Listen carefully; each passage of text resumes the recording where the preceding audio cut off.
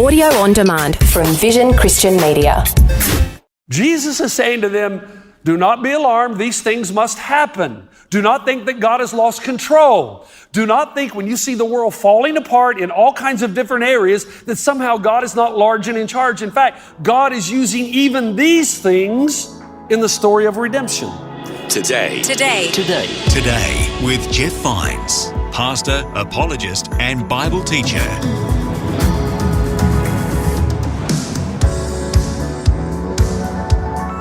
Hi, and welcome to Today with Jeff Vines. In this episode, we have another message from Pastor Jeff. It's part of the Marked for Life series.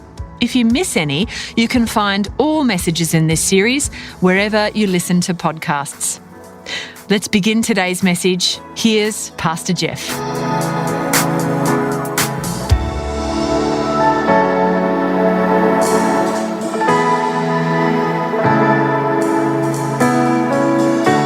Turn in your Bibles, and I really do mean turn in your Bibles. So Matthew chapter 24. And for those of you who've been studying theology for a long time, you're probably thinking, what on earth is he thinking? Matthew 24, we're in a new series called Marked for Life. This is a very important series. You'll see why as we go through this. But I want you to have a look at a photo to get us started. Okay, there's going to be a photo on the screen. This is a photo of my family. Now, let me take you through this, and then we'll talk about why we're doing this. So you've got my wife on the far left, for those of you who've never seen her and think I'm not married. And that's my daughter that is in Kazakhstan, and then, of course, my daughter-in-law, and then you've got Ada, Layla, and Owen, and my son is to my left, and then my mother-in-law, the less said, the best. No, just kidding. And, of course, my father-in-law. Now, here's the thing. I want you to take a look. Okay, representing this, Charlie is the oldest, of course. He was born in 1939. Okay? Layla, in Jessica's arms, is the youngest. She was born in 2022. And I did some math, and if she lives the average age of most women in America, she will live to the year 2021. Sorry, 2021. Wait a minute. See, every time I try to do math, I get in such big trouble. 2100, yeah, okay. The year 2100, man, stay away from math. Okay. The point I'm making is you've got about 150 years total represented in this photo. Now, think about this for a moment, because people say, I hear this all the time. Maybe you got it wrong. Maybe Jesus isn't coming back. It's been so long. It's been so long. Maybe you Christians messed up. Okay, do you know that family right there, if you take it back 13 times, you get to the time of Jesus. That's all. So they say that there are 77 generations from the beginning of the first peoples in Mesopotamia, so we're thinking Adam and Eve. 77 generations is all there has been from the time of Adam and Eve till now. And they say 25 generations, give or take a few, from the time of Christ till now. So it's not been that long. You think about the mind of God, how time works. You and I look at that, but that's just one family represented from grandpa to the youngest great-granddaughter. 13 times and you're back to Jesus. Not been that many people. We come to Matthew chapter 24. It is a difficult chapter because Jesus, his impending death is upon him. He knows that. And he's going to tell a few parables that are kind of like his last parables before the week of Passion. And these are kind of not like last words, but last thoughts. But before he does that, in Matthew chapter 24, his pastoral side takes over and he wants to comfort the disciples. But I want you to notice something. Man, this is so good. And there's so much to learn here. There's no way we can cover it all. I'm going to do the best I can in just a short amount of time. But you're the holy and righteous crowd. I know. You are tolerant, you are patient, and you are long-suffering. And so I want you to really get everything out of your mind. This is too valuable information. Get everything out of your mind and think about what Jesus is doing here. Because as a pastor to his disciples, I want you to notice he doesn't pat them on the shoulder and tell them everything's going to be okay. He tells them, get ready, it's going to be tough. The pastoral side of Jesus, it's going to be difficult. And when I try to contrast and compare that with so much of what I hear today, it's just so opposite. Now, yes, he's going to tell them eventually everything is going to be okay, but not before a long time of difficulty. So I want to read the passage to you, and I'm going to take you through it. And it's going to require that you really stay tuned, okay? That you're really involved. Don't fight the temptation to think about something else, because it builds. It's like I told you in geometry class. You know, if you go to geometry class in high school and you miss one day, you might as well quit the class, because every class builds on the next, and if you get behind, you cannot recover. Matthew 24. Here's what we're told. Verse 1, Jesus left the temple and was walking away when the disciples came up to him to call his attention to the buildings. Do you see all these things? He asked. Jesus says, truly I tell you, not one stone here will be left on another. Every one will be thrown down. Now I want you to notice what happens. The disciples and Jesus walk out of the temple. They're talking about how amazing the temple is. If you think about, I mentioned Victoria Falls, an amazing seventh wonder of the world. 300,000 gallons of water pour over Victoria Falls every second. Not minute, every second. Out of the Zambezi down to the riverbed below. A couple years ago, I got to go to the Taj Mahal. It is an incredible structure there in India.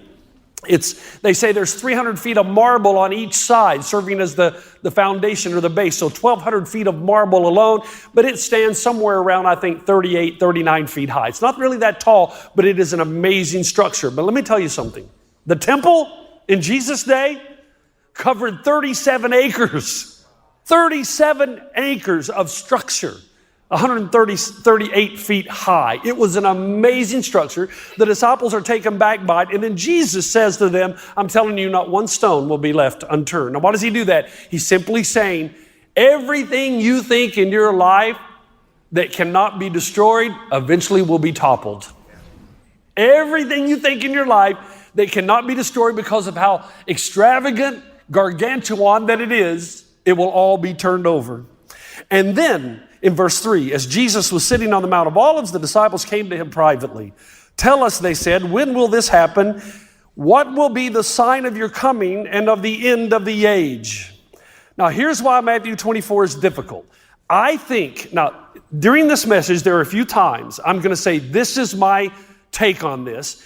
And if you might say, well, there are other people who disagree with you. And I'm going to say, that's okay. Okay, this isn't a test of faith at all. This is my understanding after my lifetime of research and trying to understand a difficult passage. I think, in my opinion, what we do is we inject our thoughts in the 21st century into Matthew 24. What I like to do is go back and ask the question, what would the disciples have been thinking when they asked this question? And the disciples in Matthew 24, they don't even get the resurrection yet. They don't get all this about Jesus dying for the sins of the world. They've got kind of an idea vaguely, but it's not really apparent to them until after the death, burial, and resurrection of Jesus. They didn't expect him to die on the cross and then rise again the third day. You with me? So when they ask Jesus, when will these things happen? They use a Greek word, centelia, which is a word that means when will these events be completed? And this is why this is so difficult, because Jesus seems to address 3 topics in one chapter. So I've expressed to you before that when you read the book of Revelation, you keep seeing these numbers, 42 months, 1260 days, 3.5 years, times time and half a time. And all of those represent the same amount of time, 3.5 years, 42 months, 1260 days. So in my take on Revelation, that some people would disagree. You've got 3.5 years between creation and Messiah, 3.5 years between Messiah and the end of the age. And all of history represents 7 years divided into 2 3.5-year sections, which is why the book of Revelation is trying to tell us the types of things that will happen in these times, or what we call the church age. However, the disciples, they're thinking of a messianic age. In the disciples' minds, when they say, what is the sign of your coming? They're waiting for Jesus to do what? Take power away from Rome and have earthly power, which Jesus has no interest in. I always like to point out to my friends that it's interesting that the Jews missed Jesus the first time because they were looking for a Messiah that ruled the earth, right? And they missed him. So in the disciples' mind, they're saying, when are you going to take control and power? They're talking about a messianic age, the time when Jesus rules the earth. Jesus answers some of the questions to do with the messianic age, but he also answers some of the questions related to the church age, and then he answers some of their questions about the end of the age, the culmination of all time. So the reason Matthew 24 is so difficult is you go back and forth, what's Jesus talking about? The Messianic age until 70 AD when Titus destroys the temple, or the church age until the second coming of Christ, or the end of age, the things that will happen just before Jesus returns. That's why it's so difficult. So, in verse 4, Jesus answers, "Watch out that no one deceives you, for many will come in my name claiming I am Messiah and will deceive many." Now, the one thing, this is an unfortunate translation because it's not really the word Messiah, it's the word for Christ.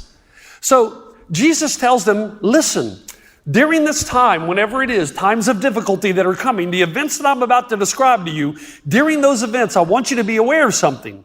That people are going to rise up and claim authority, not Messiah. They're not going to claim I'm the Messiah. Now that happens too, but that's not what Jesus is talking about here. There are going to be people stand up and say, we are the Christ, follow us. We have this special revelation and knowledge and you need to follow our word. Now, did you notice, don't get angry, did you notice how susceptible people were during COVID? Man, when people are terrified and scared, they look for somebody that will tell them something that they want to hear to make them feel better. And we were like sheep, man. We'll fall in line, man. If you tell us you got salvation and you're going to save us, you just tell us what to do and we'll do it without second thought. Jesus is saying, when these types of things start happening that I'm about to describe to you, I want you to be aware that there are going to be people claiming authority, that they have special revelation from me. Do not pay attention to them. Do not follow them. Verse 6, you will hear of wars and rumors of wars, but see to it that you are not alarmed. Such things must happen, but the end is still to come. Nation will rise against nation and kingdom against kingdom. There will be famines and earthquakes in various places. Now, the problem with this is I hear scholars, not scholars really, more of would-be theologians talk about how, well, we know the end is now because we've got wars and rumors of wars and we got volcanoes and earthquakes and famines. Folks, we've always had them. We've always had them. The Greeks, the Assyrians, the Babylonians, we've always had man fighting man. And somebody said, well, yeah, but the wars are more intense now. Well, it's only because we have more people and more land to fight over. We've always had wars. We've always had famines. You go all the way back to the Old Testament and Joseph. He actually ends up being used by God to save Israel because this famine that was in Egypt, there's a lot of people who died and a lot more would have died had God not sent Joseph to save the people of God so that the lineage of the Messiah could continue. And what about earthquakes?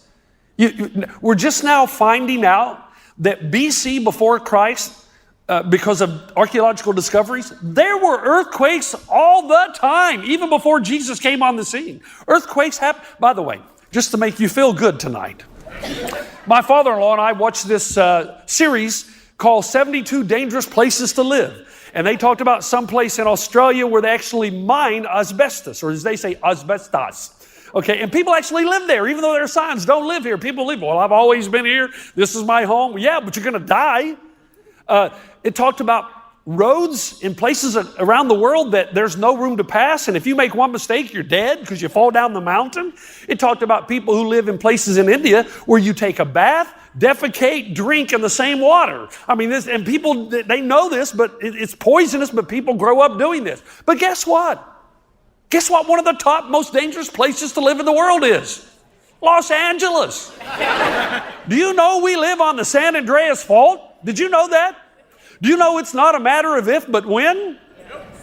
Did you know that I'm sure if and when it happens, not when, but when it happens, I'm sure there are going to be people cry out and say, God, why? And he's going to say, why did you live on the San Andreas Fault? You see what I'm saying? I mean, there's no cure for stupid. I can't help you. The point is, these things have been around forever. And he says they're going to continue. He says, but whatever you do, do not be alarmed. Now, why would they be alarmed? Because in the disciples' mind, they're thinking this. Well, when Messiah comes and takes his rightful place, earthquakes will be no more. There'll be no more pain, suffering. They did get that, but they don't understand that the kingdom of God has come now, but not yet in full. So he knows that when he leaves and these things continue, they're going to say, what gives? Jesus is saying to them, do not be alarmed. These things must happen. Do not think that God has lost control. Do not think when you see the world falling apart in all kinds of different areas that somehow God is not large and in charge. In fact, God is using even these things in the story of redemption. Now, I want to stop here and give a pause because this is important to our everyday lives. Do you know the word tribulation? And some scholars believe there's this event called the Great Tribulation, but let's just stay on tribulation. The word translated tribulation goes back to that word thlipsis, which is a word for pressure. And I think this is amazing because the idea of pressure in the Bible is the idea of squeezing things. Remember what we said, squeezing things until the good stuff comes out. Or putting a person in tension or pressure in order to distinguish between the authentic and the imposter.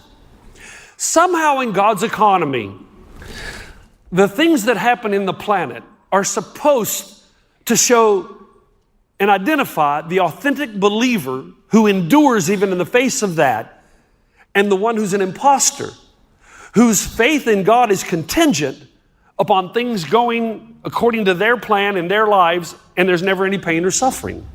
That's a hard thing to really grapple with. Let me give you a passage that is one that I read in my 30s that when I started to understand, I began to, okay, this is the way God is going to run his universe. And it's in Romans 8. And let's start with verse 18 because we know that verse. I consider our present sufferings are not worth comparing with the glory that will be revealed in us. That we get.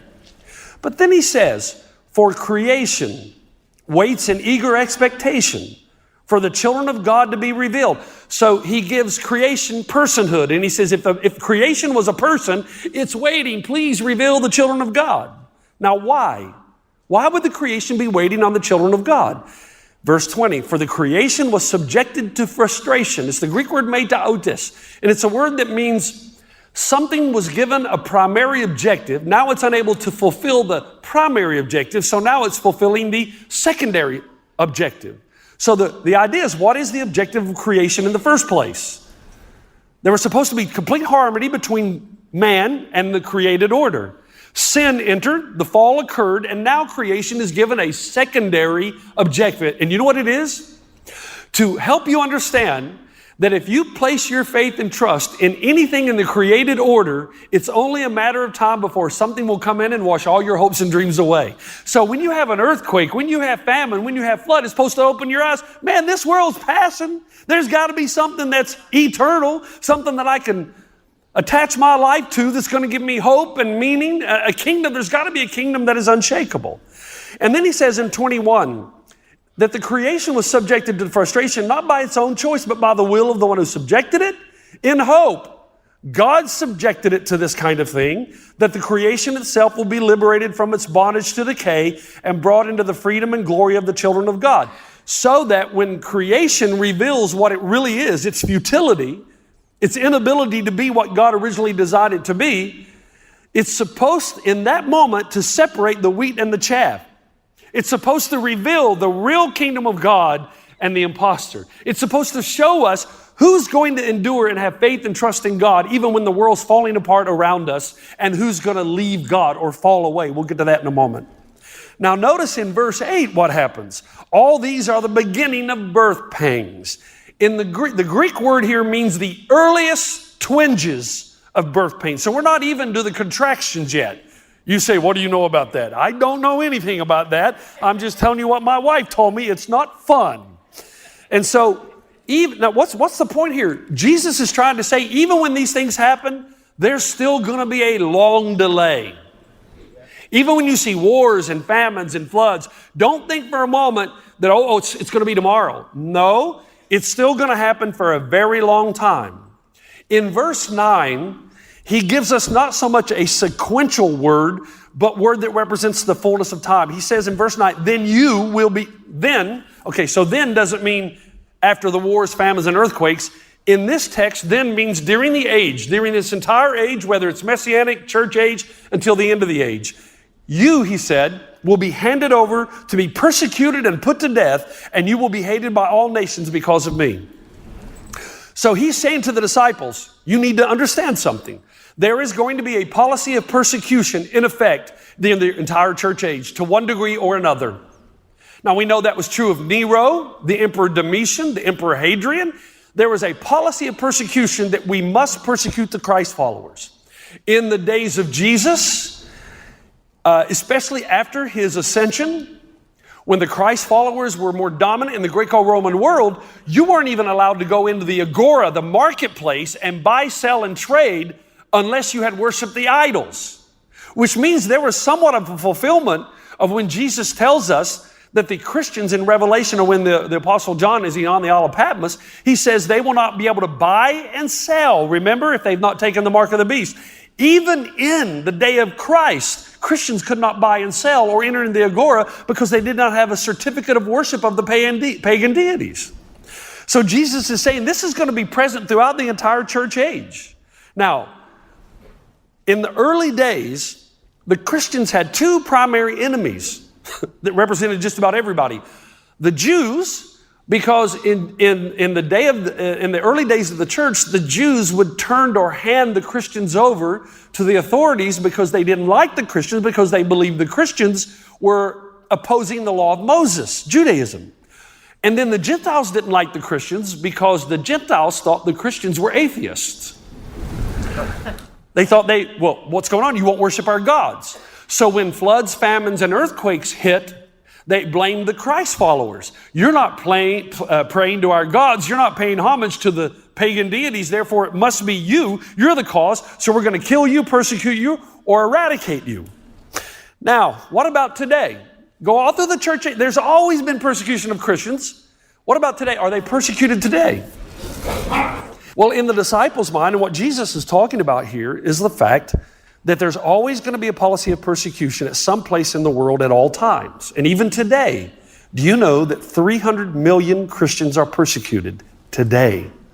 1 in every 5 Asian Christians, 2 in every 5 African Christians face starvation, economic hardship, or isolation. They cannot buy and sell. It's absolutely insane. Let me go a soapbox just a minute. It has always amazed me of how insane even the American culture is when it comes to the Christ follower. Because there is a concerted effort, if you've come to terms with this yet, to alienate, marginalize the Christ follower. At the same time, there is this desire to give Islam total reign and freedom. Have you ever heard anybody say we shouldn't be Christophobic? No. But how many times have you heard, oh, you're Islamophobic, right? Now you think about what we're doing. We're going to take a religion that says you should never persecute any religion, Christianity. You should always be willing to have dialogue and love people who disagree with you, no matter what faith they're from. And we're trying to replace that with a religion that says, and I know this is going to make some people mad, you're trying to replace that with a religion that has no tolerance for Christians at any other Islamic nation or state around the world.